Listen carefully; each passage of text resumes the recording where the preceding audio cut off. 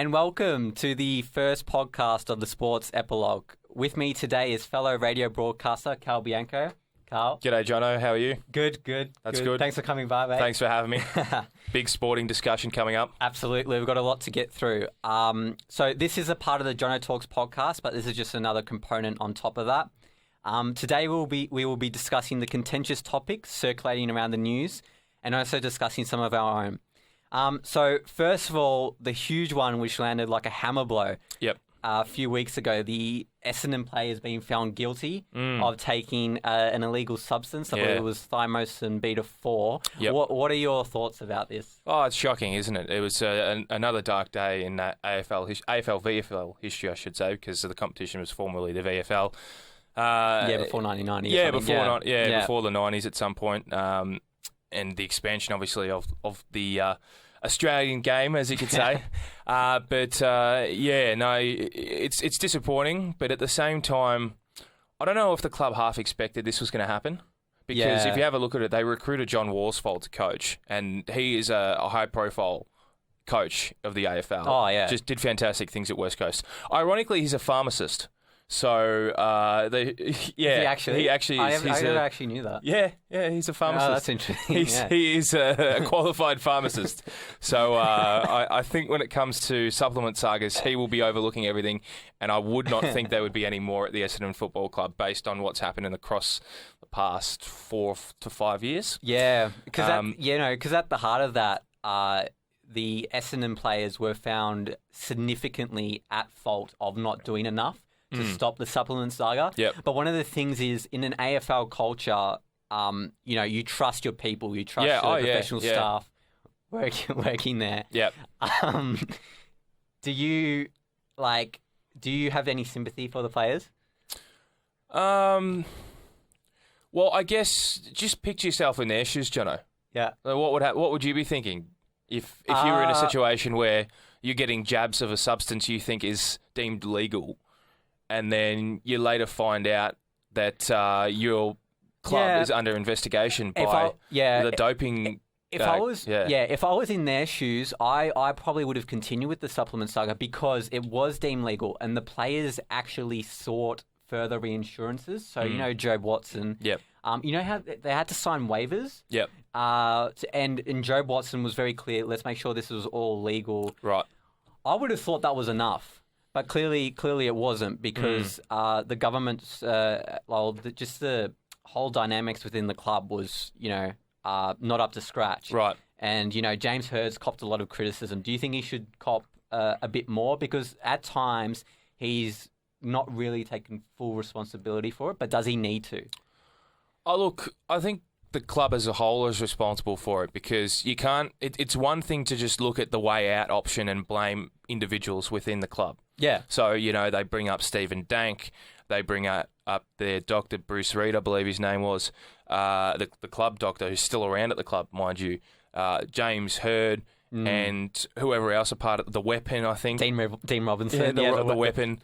They had two nicknames, the Weapon, the Pharmacist. Yeah. Yeah. Like all these people, it's one thing to blame certain individuals for it, but as a club, you just have to take full responsibility for it. Yeah. And it just shows that they were working in an unsafe workplace, so to speak, because this stuff, which they believed was deemed legal, was actually illegal.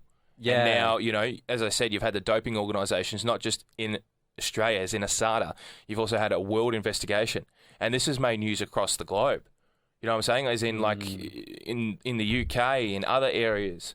And as a result of this, players that actually started off at Essendon and were there at the time, who have since moved on to other clubs, like a couple of players at Port Adelaide now. They're at St Kilda, they're at the Bulldogs, and even just in regional areas, or interstate, because they were a part of that club during the time where there was illegal activity occurring and illegal performance-enhancing substances being taken, allegedly, then they're feeling the wrath of the aftermath, if you will. They're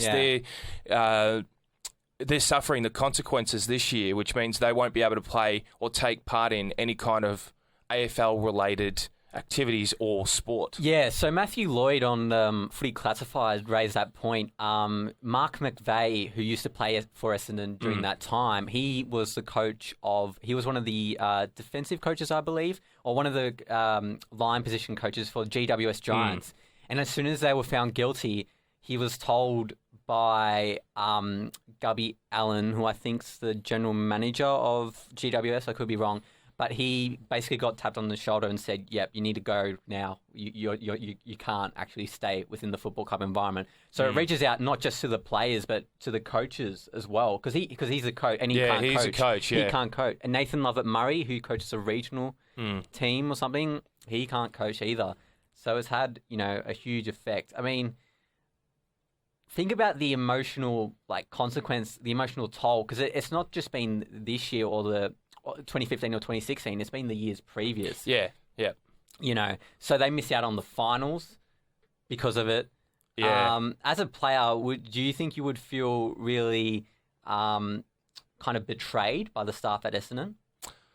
Oh, look, I can't really talk firsthand because I wasn't obviously a part of the Essendon Football Club during that period of time. I think really only anybody that has actually been a part of the club across the whole period of time that these investigations have been ongoing, and the situation first came out to the public and everyone reacted to it for the first time. I think really you can't actually see it from the club's perspective, and in particular the players' perspective and their families, because everybody who is somewhat connected to the Essendon Football Club, be it fans, be it internal staff, external staff that work as in doctors and whatnot, have been affected by this situation. And now you see 34 people that may or may not be still involved with the Essendon Football Club or other football clubs across the whole Australia being affected due to the situation that unfolded in that 2012 season. So, look, I can't speak as a player because I wasn't there from the I wasn't at the Essendon Football Club when this happened, but all I can say it is an unfortunate situation that has arisen at that football club. Yeah. And, I really just hope for the best for them. There's a lot of discussion that the club will still be all right in 2016 as far as fielding a side in the home and away season and the finals, should they make it. I wouldn't think they would make the finals, but at the same time, the list that they're going to come out with in 2016 is not going to be the worst AFL, VFL list that I agree. The league has ever seen across its history. Yeah. And I hate to pinpoint out single clubs, but Richmond, my own club that I support, have had a couple of shocking lists over the years, and I've only just recently made 3 consecutive final series where they've bombed out in the first round. Yeah. But Melbourne have had difficulties. St Kilda have had difficulties. All sides go through their struggles, and unfortunately, Essendon are going through a big hurdle at the moment. They have been for the past 4 years. And just as you thought they were going to get over the hump and start fresh, this has come up, and they're going to have to start fresh again on see what happens post 2016. I think really what they need to focus on, and which they've started actually doing, is getting the fill-in players, if you will, all organised. And I think they've got 5 out of 10 that they're allowed to have so far, the top-up players, and. I think Matthew Stokes is one of them, and he's probably going to come out of retirement just to play for the Essendon Football Club. It's an interesting strategy. I mean, it's a hard position anyway to sort out players who are not part of the club. Well, they are part of the club, but they're on a 1-year contract. They're not guaranteed anything. And they brought over James Kelly from Geelong, who was delisted, I think. I think it was a bit of a mutual agreement from the Geelong Football Club, because James Kelly was one of their more mature recruits, had been around for a long time, played in the premierships and whatnot. And, it's the same with Stevie Johnson, Stevie J. He went up to GWS. I was surprised by that. I thought he still had the talent, the experience to still be at Geelong. I was very surprised by that. But you just have to have a look at the recruitment of the Geelong Football Club, what they've been doing. They've been trying to build the next generation of footballers at the club. And Patrick that's something. Dangerfield. He's a bit younger than that. I'm talking about more of the younger generation, like the way they're kind of trying to implement a Hawthorn plan at Geelong. Yeah. In a sense that they're looking at players that they need more so than players that they want, on the exception of, I think, Paddy Dangerfield. However, he is a boy from that area, or a footballer from that area, if you will, from the Geelong and surrounding area, grew up in the area. So I think one way or another, he was going to end up at Geelong. Yeah. And I think, he owed nothing to the Adelaide Football Club in the end there, despite the events that unfolded there in 2015. They got to a final series and they progressed further than what Richmond did. Considering the circumstances that they were put through last year, that's unbelievable. So, I think Paddy Dangerfield knew that Adelaide were in a fairly good position, and they got a new coach and Tex Walker leading them as a captain. Adelaide are going to be fine. That was a really sad moment for the AFL. Well, the AFL community when Phil Walsh passed away. I remember looking at the news and being absolutely gobsmacked. Not just that he died, but the way that happened. I think it was a murder. Very, very unfortunate circumstances. But you've seen, Adelaide had a lot of courage. They came back into the finals and they made the semi-final, wasn't it? Yeah, they did. Yeah. And against Hawthorn, who was the eventual premier of the season. Yeah. Do you think Hawthorn's a good chance of making the grand final again in 2016? Look, they're certainly going to be competitive. That's for sure. They are the most competitive side in the AFL by far. There are a couple of teams that get close. Yeah. However, you just have to look. To be able to win 3 years in a row, the last time that happened was Brisbane in the early 2000s. And that was a great thing to see from Brisbane. I still think that the Brisbane three-peat is more significant and more remarkable than the Hawthorn three-peat. Why is that? Because you have a look, the Brisbane Lions hadn't, as a football club, hadn't been around for a long time. There was the Brisbane Bears, there was the Fitzroy Lions. Then all of a sudden, the Brisbane Lions came together. Yeah. And as a club, I can't quote how long they'd actually been together as the Brisbane Lions for, but it probably would have only been about, I would say less than 10 years. Because you think about it, Fitzroy as a club in the AFL, VFL, ceased in 1996. And Brisbane Bears were operating then still. Not long after that, Brisbane Lions were formed. So they sort of had a plan, and you just saw them win a three-peat in a small time period. Hawthorn have been around for a while. They went through a difficult period of time where they nearly became the Melbourne Hawks. Yeah, they were going to join Melbourne. Yeah, and Melbourne were going to because of the financial. That whole financial situation, and then all of a sudden you get people like Jeff Kennett coming to the club. Yes, and people will say, "Oh, he's just Jeff Kennett, and he's just a former Premier of Victoria." Well, and the Kennett curse and all that kind of stuff, but they still managed to build a club and have the facility at Waverley, the old home of VFL football. Still done a good job. Credit to Hawthorn, but I think Brisbane's three-peat is still a little more impressive. But I don't. I mean that with all due respect to Hawthorn, I still think it's a fantastic achievement by the club. Yeah, and I remember that quite fondly, the Brisbane three-peat, because I was a Collingwood supporter. Yeah. So we lost two grand finals, and one of the interesting stories behind that was Nathan Buckley. He used to play for the Brisbane Bears.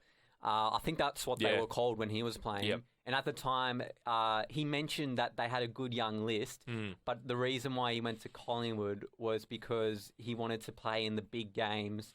And apparently the rumour is that he wanted to play in a grand final team. Right. I'm not 100% sure if that's correct. It might be. But, it must have been quite, sad for Nathan Buckley to see his old side get over the top of Collingwood. Yeah. But he's a Collingwood man, like Nathan Buckley. He's the coach of Collingwood now. He loves the club. And I think we're preparing a good list. I think we've got a young list, an exciting list. We didn't do that well last year. We kind of faded away. But I know you're a Richmond supporter, so I wanted to get your thoughts on the Adam Treloar situation. He made a controversial comment in the media about why he joined Collingwood, because obviously Richmond was in the race as well as North Melbourne. And he said he joined Collingwood because he thinks they're a better team, they've got a younger list, and they have more potential to win a premiership. Do you think that's correct, and what's your view on that comment? Oh, look, I think there's been a lot of speculation and discussion about why Adam Treloar chose Collingwood over Richmond and a few other clubs that were trying to actually pick Treloar up, because he is a young, talented player with a lot of potential to assist a team needing that extra addition to a midfield or attacking player sort of. And Adam Treloar, he was great at GWS, and they taught him a lot.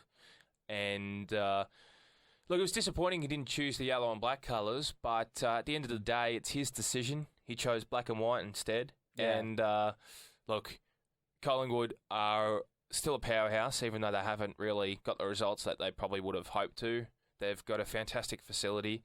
Westpac Centre, is that what it's still called? I think it is. I think it's the Westpac Centre. Yeah, it used to was Lexus and Westpac. No, it changes quite frequently. It changes a lot, but that facility there, we'll say in Melbourne Park, in that vicinity there.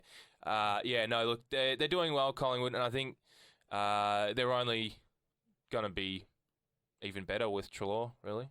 I think so. I think if you look at the midfield now, you've got Scott Pendlebury, who's a fine captain, as is, and then you've got Dane Swan, who's still performing well, Adam Treloar, Taylor Adams, Jordan Zagoe, very, very good young player. And one of the criticisms about Trent Cotchin, even though he's a great player, is sometimes they say he's a bit scared to get at the contest. Have you heard that before? That he's a bit scared to like he's more of an outside player. Look, well, I think Kochi, he is a leader, a great leader. Yeah. And I think at the end of the day, the main observation I've made about Trent Cotchin is when you take on the captaincy position at any AFL football club, your responsibilities increase and your expectation as a leader and the pressure that surrounds that increases. Yes. So you can go from somebody who is seen as a potential future leader to all of a sudden the captain of your respected football club. As soon as you make that transition, you're like, oh, wow. Look at how much responsibility I've got. Look at how great the opportunity is to represent my club and actually captain this club. At the same time, I think Kochi's been doing the 1%er sort of things that he has to do as a captain. Yeah. Like play that captain position. Somebody who plays it well is Geelong's Joel Selwood. Yeah. I think when he needs to come in, and people always think, I hate Joel Selwood because he can come out of nowhere and kick that captain's goal. You would have heard of the saying captain's goal. When it's most needed, the captain steps up, kicks a goal, and there you have it. Your team's on the way to a final series or something like that. Yeah. Something along the lines of that. Now, in the case of going back to 2014, when Richmond made that elimination final against Port Adelaide, I can't say that Trent Cotchin made the captain's decision to kick in the direction of the wind, I believe it was. That was a poor decision. But no, look, I think Trent Cotchin is a great captain of the Richmond Football Club, and he's only going to get better. Could be a soon-to-be Brownlow medalist if Joe Watson is stripped off his Brownlow medal. No, let's not go there. I think if anything... Well, no, it's a possibility because Joe Watson cannot keep that Brownlow medal. No, but what I think will happen, Jono, and I don't really want to discuss this too much further. I'll tell you why, because... Okay. It's an unfortunate situation, the Essendon saga, and all this talk about Joe Watson having his Brownlow removed from him. Imagine if you won the most prestigious medal of the AFL competition and one of the most well-known medals in Australia. Yeah. Then all of a sudden, you have it taken away from you a couple of years later. It's the best and fairest award, though, and even if you're not at fault of cheating, you have been found guilty, whether he has or has actually not been found guilty. He's been found guilty by a court, by the World Anti-Doping Code. And Sam Mitchell and Trent Cotchin came second.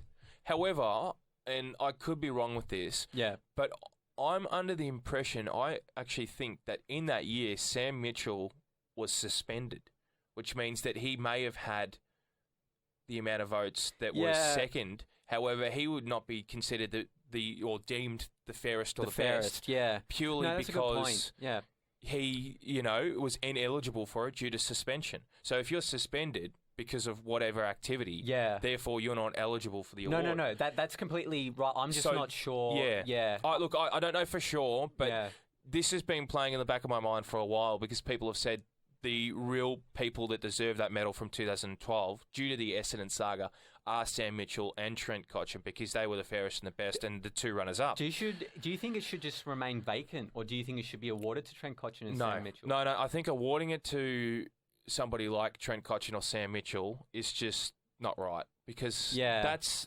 done and done that year, right? That the Brownlow medalist was Jobe Watson. However, due to the events that have happened post-2012 and all of the revealing of the alleged taking of illicit substances and performance-enhancing drugs, yes, I think that Jobe, he will be meeting with the AFL board or committee, I believe, to discuss the future of the Brownlow medal from 2012. And I think that the right thing for Jobe to do, and this is what I think will most likely happen, is an asterisk will be put next to 2012, just like what we saw in the NRL when Melbourne Storm was stripped of all of their I remember that. Their the salary premierships, cap. Due to the salary cap issues. Yeah. I think it's only fair that rather than award a Brownlow medal in February of 2016 to people from 2012 who were the fairest and the best, you just forget about it, because what's happened in 2012 has happened, obviously, and the events post-2012, and you just kind of have to have an asterisk there and look forward to the 2016 Brownlow and future Brownlows. Yeah, you can draw a parallel with the Lance Armstrong situation, not as severe in terms of the player. No, in terms of how they adjudicated the decision afterwards. So they put an asterisk beside his name,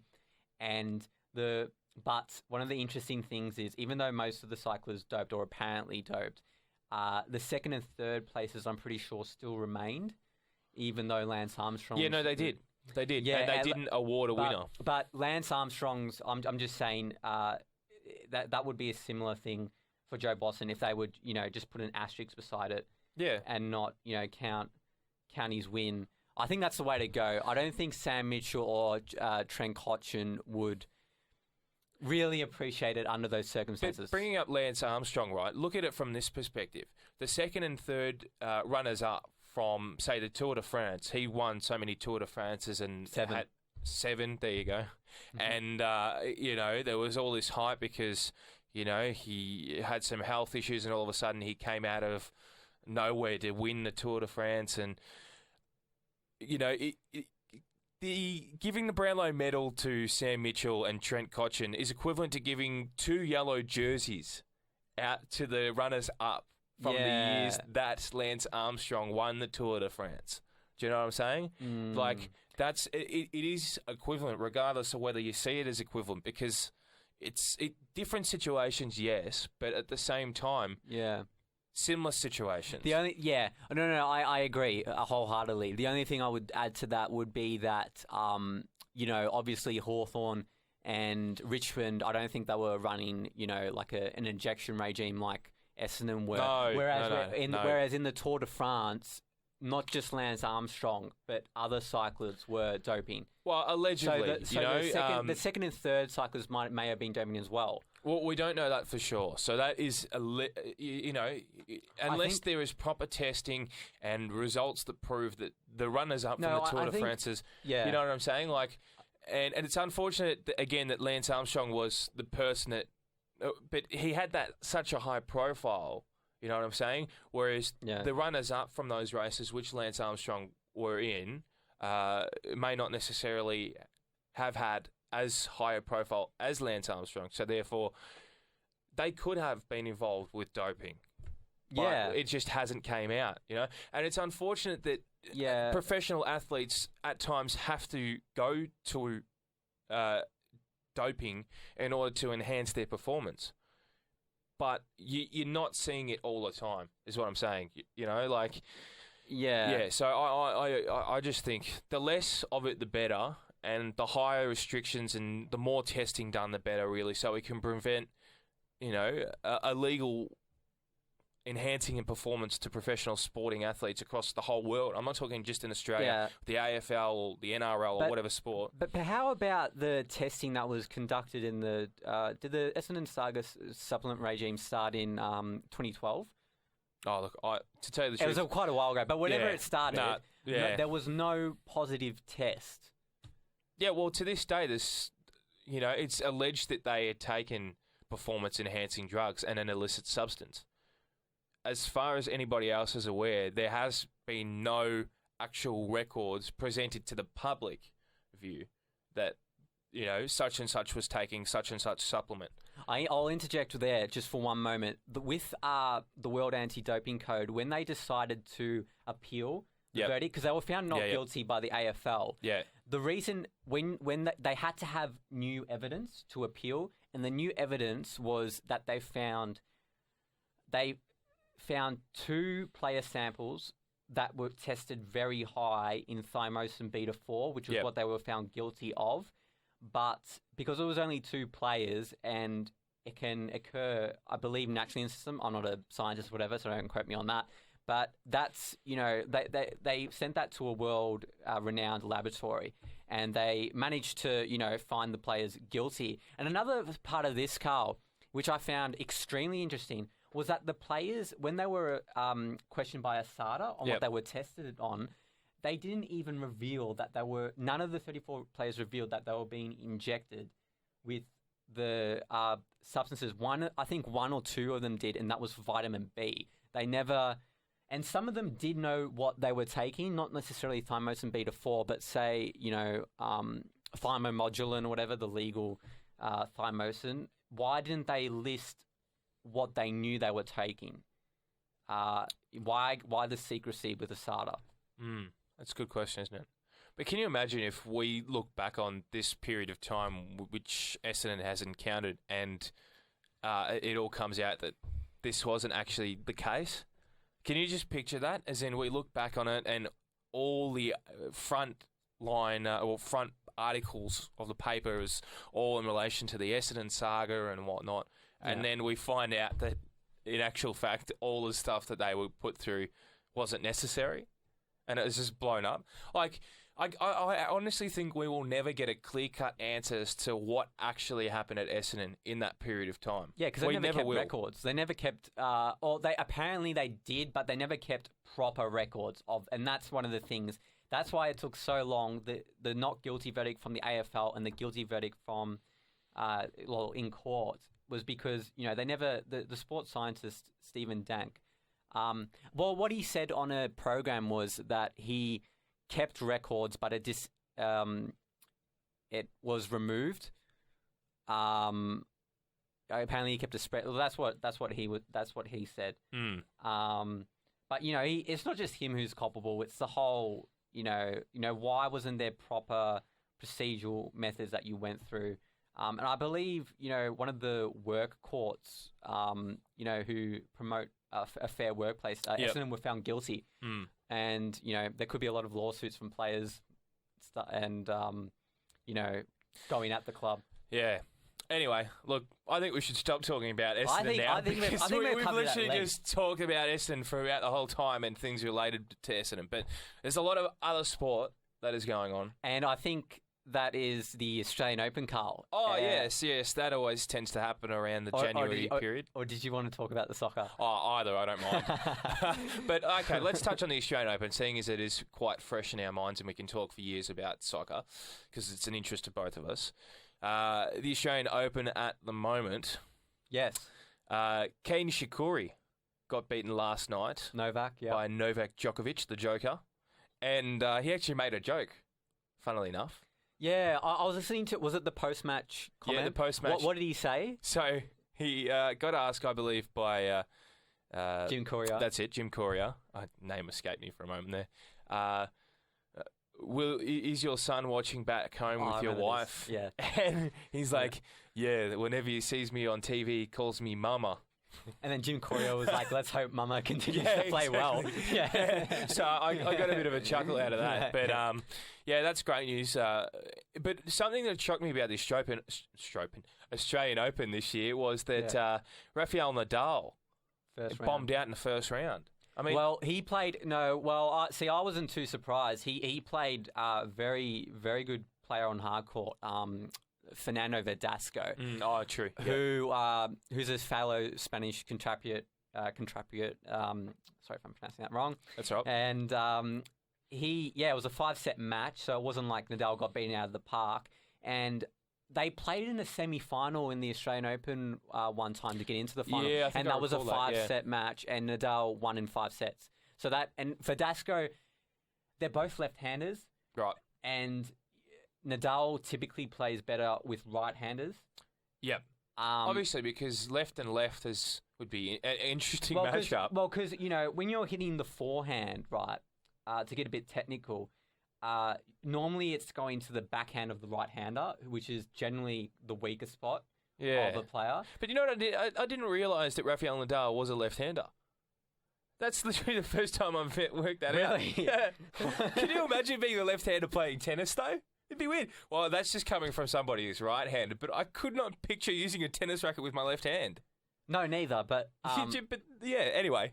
No, it's rare. It is very rare. Yeah. Did you know another thing that's What's even that? more rare is he can write, I'm pretty sure, right-handed. He's also a right-hander. I swear that is weird about some people. Yeah. It's unique, but it's weird at the same What's it time. called, ambidextrous or something? Is that what it's called? Probably. Yeah. You'd know more about that than what I do as far as the technical terms. But how people, in a sense, people can kick a football with their left foot and then right with their right hand and... Yeah, anyway, it's And another thing as well, did you hear about the cricket? What? Did you hear about the cricket? No, I didn't. What story? No. This was worldwide. A guy could bowl left-handed spin and could bowl right-handed spin as well. Jeez, that is talent. Did you hear about that? No, I did not hear about that. That was quite popular. But that is talent. If you can spin with your left and right hand, you should be playing for Australia. Yeah, exactly. I think it was from India. We could use a new spin bowler. I think it was from India, though. Oh, well, that's a shame. India are going to be well off with that. Actually, speaking of cricket, last night in T20, unfortunately, the Australians went down to India.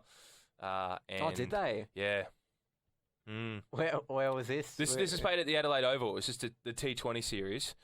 So the Australian team went down to India, and also the women's team, the Southern Stars. I'm not sure if they played the women's Indian national cricket team, though. But they did lose in their team, or in their game as well, unfortunately. But that's just a little cricket update. Seeing as you brought up a bloke that could spin with both hands. That was, you can look that up on YouTube, whatever. I certainly will be to see how his action goes, because that'd be interesting to see. No, he could bowl, fine, both ways. But, Roger Federer, he's 34 years old, I believe, somewhere around there, and he's still doing very well. He's still managed his body extremely well. He's still the 3rd seed in the world. He is. World number 3 in 34 years of age. And let's be honest, whenever he comes to play in Australia, we adopt him as our own. He is probably, and this is with no disrespect to any other professional tennis player as well, because I know Novak Djokovic is fantastic as well, but Roger Federer is one of the nicest people you'll ever meet. 100%. And I can't say from personal experience, I've never actually personally met him, but he will give anybody the time of day as long as he's got the time to do it. And if he doesn't, he'll politely say, look, I have to keep going, I've got to keep training or whatever. And he won't be, disrespectful towards his fans. He's such a gentleman. I think that's why today, being a 34-year-old or thereabouts, he is still loved by everybody, and he's the 3rd seed of the world. Well, yeah, one of the reasons anyway. He has such a large fan base because of that, and the fact that he's won so many, titles, and his record speaks for itself. Yep. He's regarded as, the best tennis player of all time. Do you think he has a chance against Novak? Oh, definitely. In the semi-final? Oh, yeah. No, I think Novak will have the mentality to keep going. I'm not saying Roger Federer wouldn't, but I just think that Djokovic is probably more fitter and he's younger, so he might be able to last a little longer. But I think if you want to go by skill, Roger Federer can pull something out of somewhere and all of a sudden stun the crowd. But that is going to be a fantastic match. And actually, it's going to be the 45th time that those two meet together. 44th, technically, I think, because in the ATP, Federer withdrew from the title. So it was supposed to be a meeting. Yeah. Okay. Yeah. So thereabouts, 44th, 45th, but nonetheless, it's a remarkable. Oh, no, I just brought that up because that was an actual final where he actually withdrew from, and that was counted as a Novak Djokovic win. But yeah, I mean, he's and Novak's played Nadal 45 times, and he made the joke with Jim Courier as well that it seems like half of his career matches have been played with Nadal and Federer. Yeah. Anyway, so to finish talking about the Australian Open, just quickly. Yeah. So Sharapova was knocked out by Serena Williams as well. Yes. Don't know if you saw that. So, who is your tip for the men's final and the women's final to win this year? Who do you think can actually win the Australian Open in the men's and the women's this year? So did you say yes? Serena Williams is. So Serena Williams has progressed to the next round. I'm going to say Serena Williams. Okay. And the final, I'm going to say Roger Federer. You know who I think has done well this year in the tournament? Milos Raonic. Correct. You took the words right out of my mouth. Yeah. I hate to quote Meatloaf, but anyway. Yes, Milos Raonic, I think, has been a standout for this Australian Open tournament this year. I think he's done a great job. So I wouldn't be surprised if we see him in the final. No, yeah. I would not be surprised whatsoever. And I think it'd be great to see him in the final. But I want to see Roger win another Australian Open. That's just me. That's just me, wanting to see him win. But if I'm being realistic, I think the Joker's going to win. Yeah. I want Roger Federer to win, but I think Novak's going to win the Australian Open for the men. I'd share that sentiment. Yeah. And again, I'll agree with you, and I think Serena Williams would be too good. And I believe, don't quote me on this, but if she wins the Women's Australian Open this year, she breaks an Australian tennis record for the most Australian Grand Slam titles. Oh, wow. Yeah, I'm not 100% sure on that. I'll have to double check on it. Don't quote me on it, as I said, but I believe that is the case. Yeah, yeah, that'd be a great achievement. So there you go. Did you want to talk about some of the soccer issues which have been playing in the news? Briefly, I think we'll touch on it, and then I might have to head off, unfortunately. Because you got to go to Southern FM. I do. I've got a couple of other responsibilities. Yeah, that's fun. But what did you think of Zinedine Zidane replacing Rafael Benitez as Real Madrid? Well, because he used to be a player at Real Madrid. Yes. Yeah, so he's gone from a player to a manager, which is interesting. But at the same time, I'm not surprised. And if you've got a manager that you used to play with as a player, it can somewhat help, but it also can bring some disadvantages too.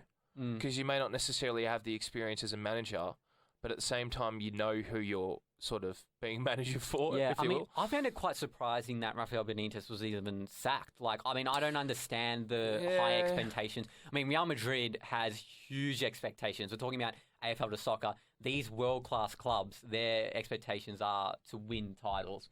And I think Real Madrid were doing really well in the UEFA Champions League, but in the league, they were a bit behind Barcelona. And that's why they replaced Rafael Benitez. Yeah, well, it's a shame that he had to go, but at the same time, I think he might have just been a temporary sort of appointment at the same time. Do you think? I know he was appointed as the head, the manager of Real, but at the same time, he came on the tour for the international champions. Is that what they call it? I'm not too sure, but it was like Real Madrid. Real Madrid. Yeah, they all came and played, and he came on that tour with them, and look, I don't know. I don't think he was always the right fit at Real Madrid, so it hasn't come as too much a shock that he's left. But at the same time, it's never good when you get moved on from one of the biggest clubs in the world. So, look, disappointing, but tomorrow's a new day. The sun will rise, and I'm sure there'll be another position come up for him shortly. Yeah, absolutely. Absolutely. Because he's also coached in the EPL before. Liverpool as well, I think. So, Karl, I'll let you go to your Southern FM role, because I know you've got to catch a train soon. I do. Public transport. Public transport. Best form of transport. That's the way to go. But thank you so much for launching the first podcast of the Sports Epilogue with me. I couldn't have asked for a better co-host. It was an epic epilogue, if you don't mind me saying. Okay. All right. I thought that worked. Anyway. Okay. Well, thank you so much, Karl, for coming on. Really appreciate it. Thanks for having me, Jono. And thank you for listening. We'll catch you soon. Bye. See ya.